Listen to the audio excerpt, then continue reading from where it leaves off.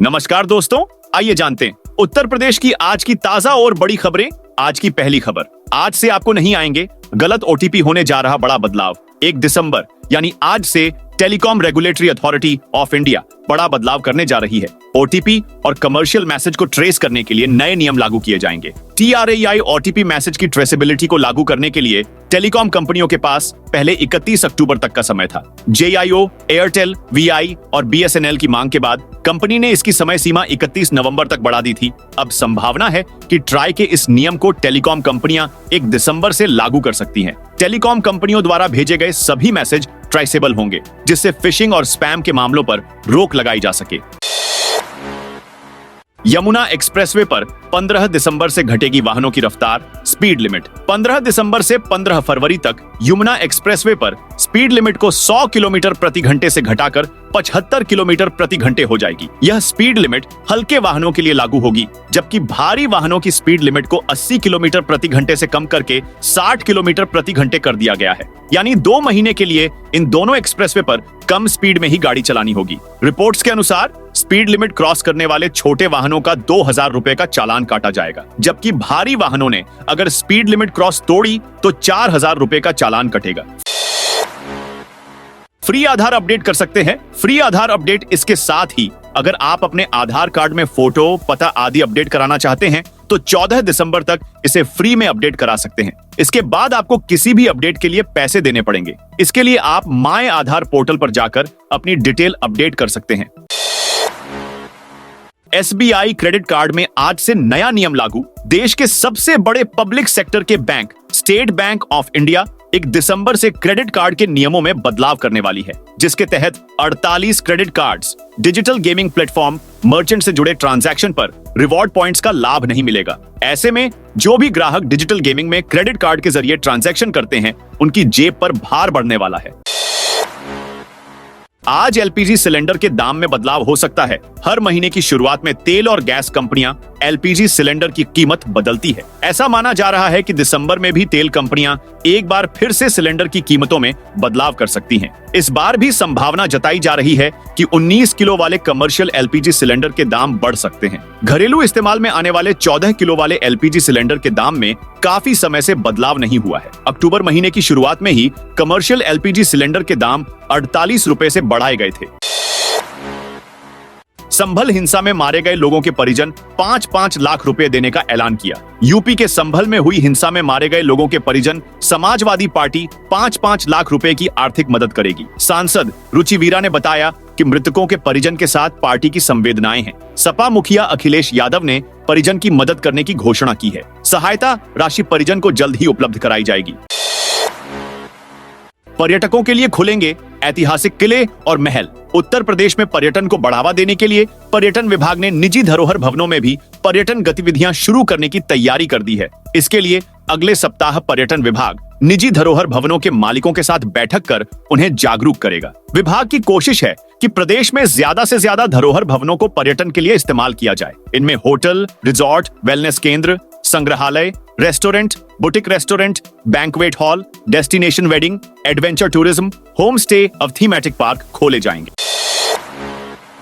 महाकुंभ 2025 में आएंगे सभी राज्यों के CM और गवर्नर। योगी सरकार प्रयागराज महाकुंभ 2025 का न्योता लेकर देश विदेश जाएगी। मुख्यमंत्री योगी आदित्यनाथ, दोनों उप मुख्यमंत्री केशव प्रसाद मौर्य व ब्रजेश पाठक सहित सरकार के सभी मंत्री अलग अलग राज्यों में जाकर रोड शो करेंगे। सभी राज्यों के राज्यपाल व मुख्यमंत्रियों को भी महाकुंभ में आमंत्रित किया जाएगा। फेंगल तूफान कभी भी तमिलनाडु पुडुचेरी तट से टकरा सकता है। बंगाल की खाड़ी से उठा फेंगल तूफान किसी भी समय पुडुचेरी के कराईकल और तमिलनाडु के महाबलीपुरम के बीच समुद्र तट से टकरा सकता है। लैंडफॉल प्रोसेस करीब 3 घंटे चलेगा। लैंडफॉल के दौरान 90 किलोमीटर प्रति घंटे की रफ्तार से टकरा सकता है। घंटे की रफ्तार से हवा चलेगी। तमिलनाडु और पुडुचेरी के कई इलाकों में बारिश का रेड अलर्ट जारी किया गया है। तूफान का असर कर्नाटक और आंध्र प्रदेश में भी दिख रहा है। चेन्नई में भारी बारिश के चलते सड़कों पर पानी भर गया है। एक ATM के पास शॉर्ट सर्किट के चलते करंट लगने की वजह से एक शख्स की मौत हो गई।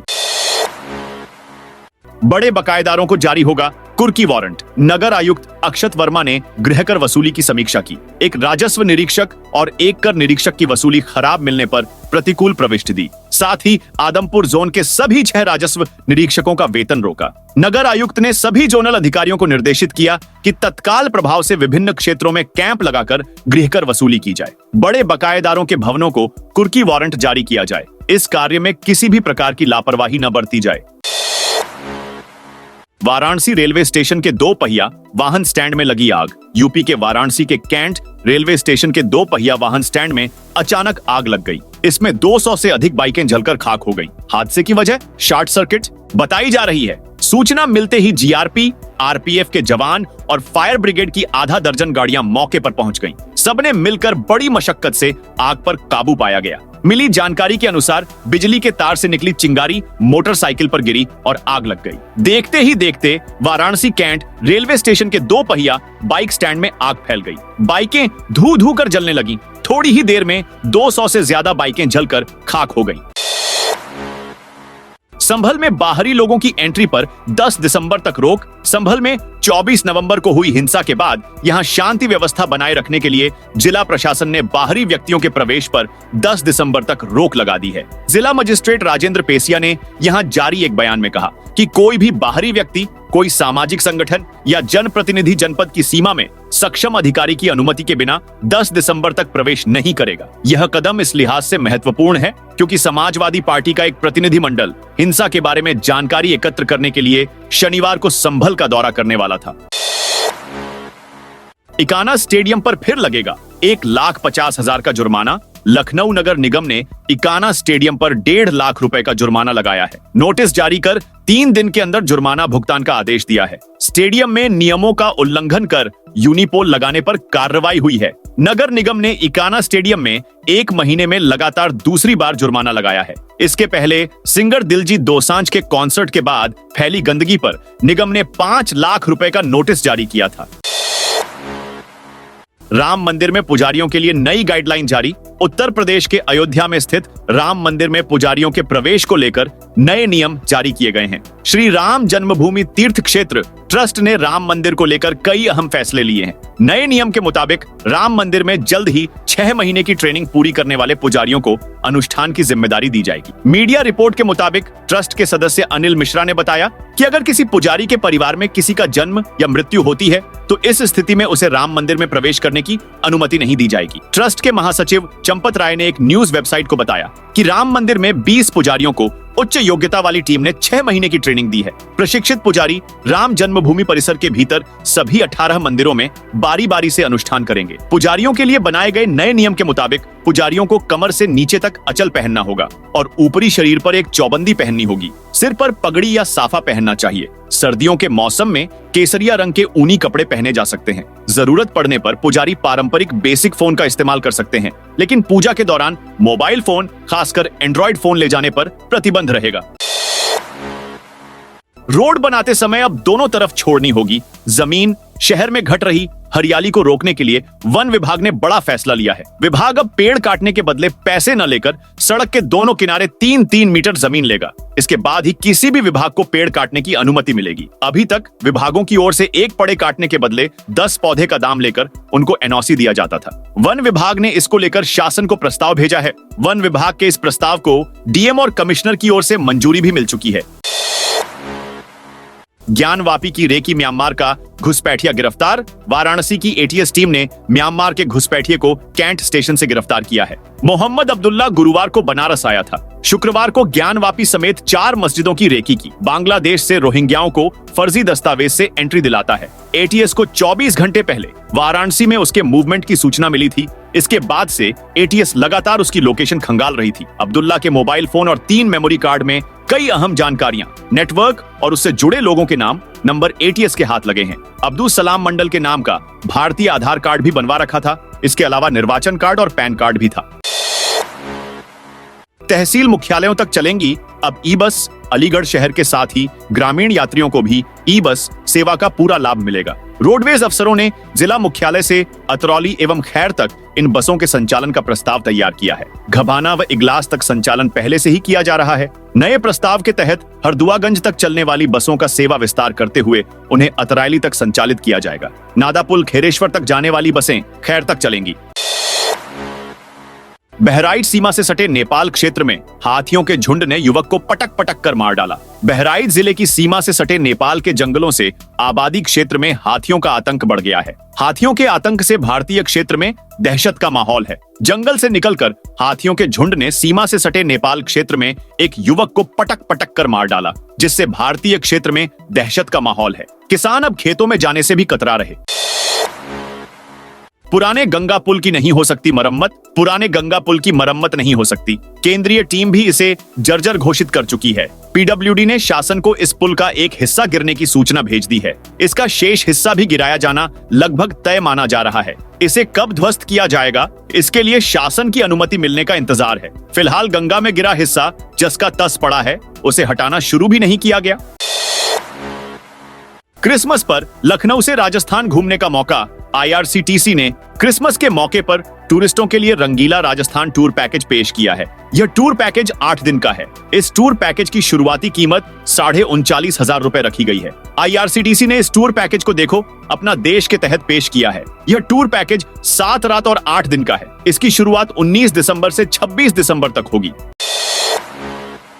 संभल की शाही जामा मस्जिद के सर्वे को लेकर एक तरफ रार मची हुई है। पिछले रविवार को मामला इतना बढ़ गया कि हिंसा में 4 युवकों की मौत हो गई। अब भाजपा विधायक शलभमणि त्रिपाठी ने इसी शाही जामा मस्जिद को लेकर नया दावा कर दिया है। शलभमणि त्रिपाठी का दावा है कि 2012 से पहले यहाँ जामा मस्जिद नहीं, हरि मंदिर था। उसमें पूजा पाठ भी होती थी। हिंदू परिवार शादी ब्याह के संस्कार भी यहाँ करने आते थे। शलभमणि त्रिपाठी ने यह भी दावा किया कि संभल के पूर्व सांसद शफीकुर रहमान बर्क के दबाव में यहाँ पूजा अर्चना रुकवा दी गई। साल के आखिरी महीने में 17 दिन बैंक बंद रहेंगे। साल के आखिरी दिसंबर महीने में आधे से ज्यादा दिन बैंकों का अवकाश रहने वाला है। भारतीय रिजर्व बैंक वेबसाइट पर राज्यवार क्षेत्रीय और राष्ट्रीय छुट्टियों की जानकारी के अनुसार दिसंबर में होने वाले आयोजनों पर मिलने वाली छुट्टियों के साथ कुल 17 दिनों तक बैंक बंद रहने वाले हैं। आप रिजर्व बैंक की आधिकारिक वेबसाइट पर हॉलिडे लिस्ट को देख सकते हैं। केंद्रीय मंत्री नितिन गडकरी पहुंचे लखनऊ। राजधानी लखनऊ में शनिवार को केंद्रीय सड़क परिवहन और राजमार्ग मंत्री नितिन गडकरी पहुंचे। उन्होंने मुख्यमंत्री योगी आदित्यनाथ और उनकी टीम के साथ बैठक करके राष्ट्रीय राजमार्ग कार्यों की समीक्षा की। सूत्रों ने बताया कि समीक्षा बैठक में निर्माणाधीन सड़कों का काम पूरा होने पर चर्चा की गई। साथ ही यूपी सरकार ने सड़कों को दुरुस्त करने के लिए और बजट की मांग की है। यूपी में दिखेगा पश्चिमी विक्षोभ का असर। उत्तर प्रदेश में पारा फिर से नीचे आना शुरू हो गया है। न्यूनतम तापमान कुछ दिनों से 12 से 14 डिग्री पर बना हुआ था, वह 11.4 पर आ गया। मौसम विभाग ने चेतावनी दी है कि अगले 2 से 3 दिन सुबह और शाम हल्के से घना कोहरा हो सकता है।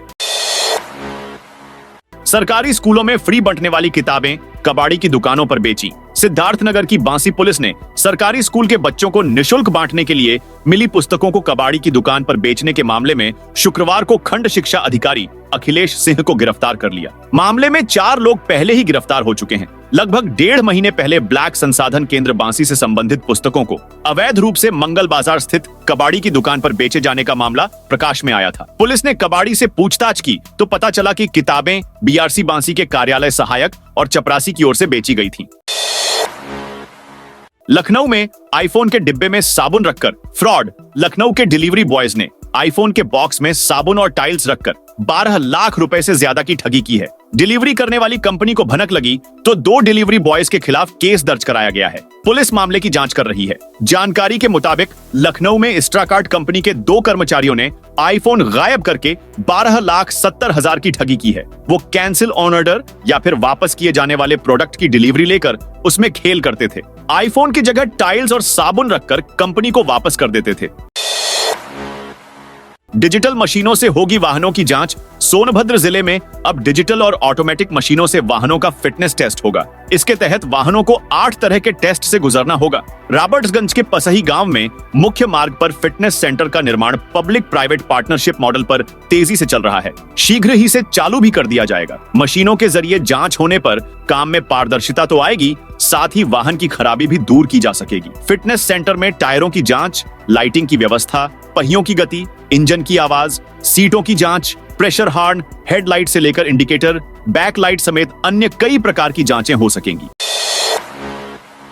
आगरा के इन इलाकों में गंगा जल की बिछेगी पाइपलाइन। आगरा में ताजगंज, शमशाबाद रोड और ग्वालियर रोड सहित नगर निगम की सीमा में शामिल हुए इलाकों में अब गंगा जल की आपूर्ति होगी। यहाँ पेयजल की लाइनों का नेटवर्क विकसित किया जाएगा। लोगों को भूजल स्रोतों पर निर्भर नहीं रहना पड़ेगा। जल निगम ने इन इलाकों के लिए करीब 409 करोड़ रुपए की डीपीआर तैयार कर शासन को भेजी है। जल निगम के अधिकारियों के मुताबिक आगरा छावनी विधानसभा क्षेत्र के महज 33% इलाके में पानी की लाइन है। इसकी वजह से शेष 67% आबादी को भूजल की सप्लाई होती है।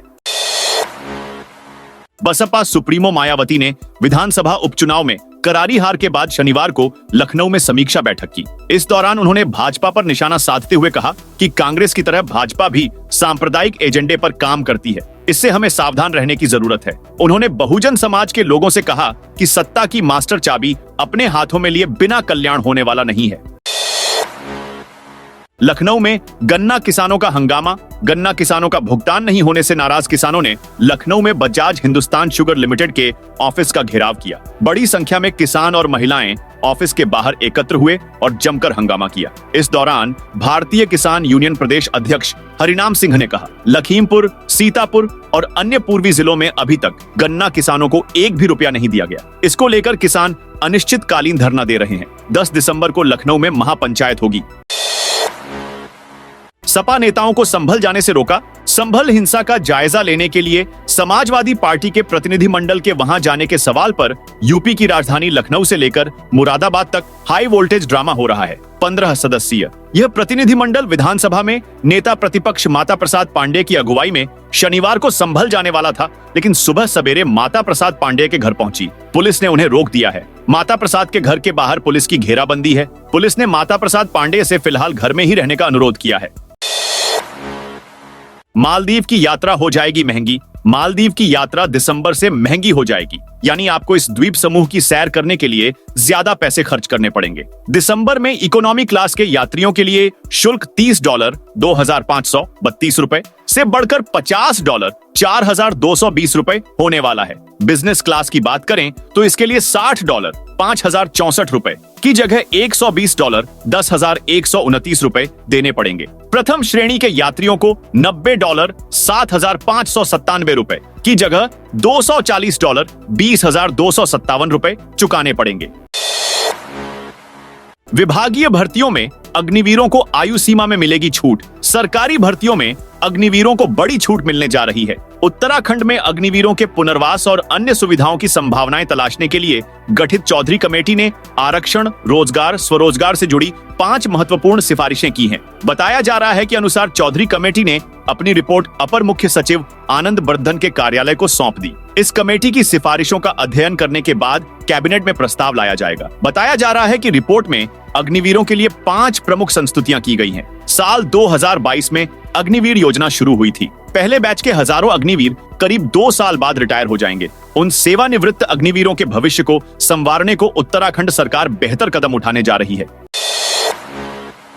साइबेरियन पक्षियों का कानपुर में हो रहा शिकार। ठंड की शुरुआत के साथ ही साइबेरिया से मीलों का सफर कर कानपुर आ रहे साइबेरियन पक्षियों को बेहरमी से शिकार किया जा रहा है। महाराजपुर थाना क्षेत्र के गंगा कटरी डोमनपुर गांव में गंगा नदी के किनारे साइबेरियन पक्षियों ने डेरा डाल रखा है। कटरी के किनारे इन पक्षियों का शिकार शुरू हो गया है। इसको लेकर कई वीडियो सोशल मीडिया पर वायरल हो रहे हैं। ब्रजेश पाठक ने ईंट से ईंट बजाकर तोड़ी। डिप्टी सीएम ब्रजेश पाठक शनिवार को पहले वाराणसी और फिर मुगलसराय के चंदौली पहुंचे। चंदौली के महेवा में बन रहे ट्रामा सेंटर का निरीक्षण करते समय ईंट की खराब क्वालिटी देखकर भड़क गए। उन्होंने 2 ईंटों को आपस में टकरा कर कहा, ये कौन सी ईंट यूज किया जा रहा है? ये बजाते ही टूट जाएगी। बिल्डिंग की नींव देखकर बोले, ऐसे कौन बनाता है? आप लोगों ने जो तमाशा किया है, आप लोगों से एक एक चवन्नी वसूल करूंगा। आप लोगों ने बेस पिलर की हालत खराब कर रखी है। पाठक ने काम करने वाली संस्था को जमकर फटकार लगाई। साथ ही मौके पर मौजूद मुख्य विकास अधिकारी को संस्था को ब्लैकलिस्ट करने और सरकारी धन की रिकवरी का आदेश दिया। आगरा में प्राइवेट हॉस्पिटल सील। आगरा में स्वास्थ्य विभाग की कार्रवाई पर एक हॉस्पिटल बार बार सवाल खड़ा कर रहा है। 5 महीने में 3 बार छापेमारी हो चुकी है। अगस्त में हॉस्पिटल पर ताला डाल दिया गया था। इसके बाद भी हॉस्पिटल चल रहा था। हॉस्पिटल के बगल से एंट्री का रास्ता निकाल दिया था। शुक्रवार को छापेमारी के दौरान एक झोला छाप की पत्नी डिलीवरी करा रही थी। टीम को देखकर झोला छाप ने प्रसूता और नवजात को कमरे में बंद कर दिया। 1 घंटे बाद किसी तरह ताला खोला, तब तक झोला छाप की पत्नी भाग चुकी थी। बजरंग दल ने मौलाना तौकीर की गिरफ्तारी की मांग की। बरेली में आज राष्ट्रीय बजरंग दल ने बरेली कलेक्ट्रेट गेट पर प्रदर्शन कर मौलाना तौकीर रजा को गिरफ्तारी के लिए डीएम बरेली को संबोधित एक झापन सिटी मजिस्ट्रेट को सौंपा। इस मौके पर जिला अध्यक्ष रोहित गंगवार ने बताया कि भारतवर्ष में एक हिंदू समाज ऐसा समाज है जो सभी समाजों को साथ लेकर शांति तरीके से जीवन यापन करता है। लेकिन शुक्रवार को सीबीगंज में हिरासत लेने के समय कट्टरपंथी मुस्लिम नेता तौकीर रजा ने देश की शांति व्यवस्था भंग करने के लिए हिंदू समाज को व हिंदू संगठनों को आतंकवादी कहा। आगरा जामा मस्जिद मामले में सुनवाई। अब 23 दिसंबर को जामा मस्जिद की सीढ़ियों का ग्राउंड पेनेट्रेटिंग रडार सर्वे कराने से संबंधित वाद में शनिवार को न्यायाधीश के अवकाश पर रहने के कारण बहस नहीं हो सकी। ये सुनवाई अब 23 दिसंबर को होगी। योगेश्वर श्री कृष्ण जन्मस्थान सेवा संघ ट्रस्ट और श्री कृष्ण जन्मभूमि संरक्षित सेवा ट्रस्ट द्वारा दायर वाद में भगवान श्री कृष्ण के विग्रह के जामा मस्जिद की सीढ़ियों में दबे होने का दावा किया गया है। इसकी सुनवाई लघु वाद न्यायालय में चल रही है।